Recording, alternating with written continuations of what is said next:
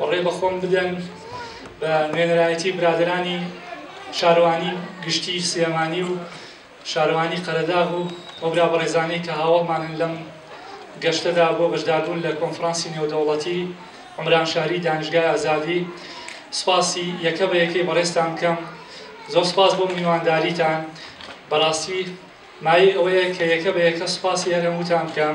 سپاس بۆ بەڕێز دکتۆر کیانی سەرۆکی زانکۆ، بۆ دکتۆر شافعی، بۆ دکتۆر شەرەف بەیانی، بۆ دکتۆر خوسرەوی، بۆ تەواوی مامۆستا بەڕێزەکان. لێم ببورنەوە کە ناوێکم گیر بچێ، بۆیە بە تەواوەتی سپاسی هەر هەمووتان دەکەم. و سپاسی تایبەتیش بۆ کاک ناسر بامەنی کە هەمیشە لەگەڵ ئەم وەفدە بەڕێزەیە بووە و هەمیشە هەماهەنگ بووە لەگەڵ ئێمەدا و هاوکارمان بووە. سپاس بۆ میوانداریتان، بووینە ئەرک بەسەر بەڕێزتانەوە. لێرەدا حەزەکەم یەک شتێک ئاماژەی پێ بدەم، من نامێ درێژە بە قسەکانم بن. بێگومان سنە و سلێمانی هەر لە دێر زەمانەوە پەیوەندیەکانیان پەیوەندی ئاسایی نەبووە، بەڵکو دەستە خوشک بوونە.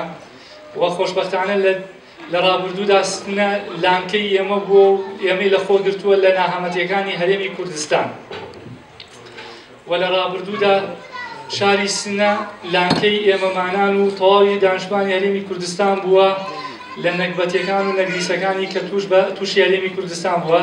خۆشبەختانە ئەو تەوژم و ئەو ڕەوشە ناخۆشە بەڕێچ و ئێستا سنە بووە بەلانکەی پەیوەندی ئەکادیمی نێوان زانکۆکانی هەرێمی کوردستان و زانکۆکانی کوردستانی ئێران. ومێ دەکەم ئەم جۆرە پەیوەندیانە هەر بەردەوام بێ و پەرەی پێ بدرێ.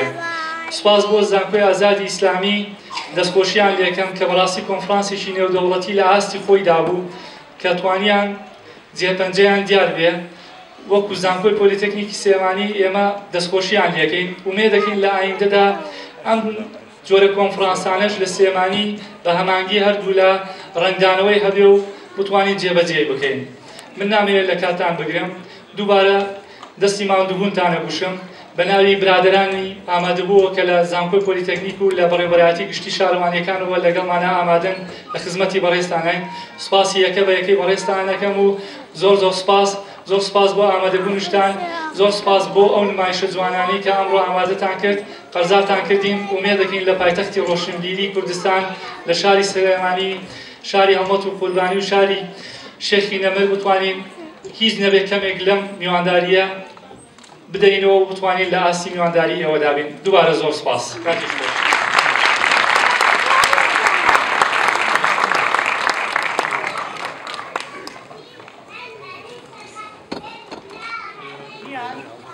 خب عزیزان، برادران و خواهران خوبم، خانواده های عزیزی که از صمیم قلب دست همتون رو میبوسم و دست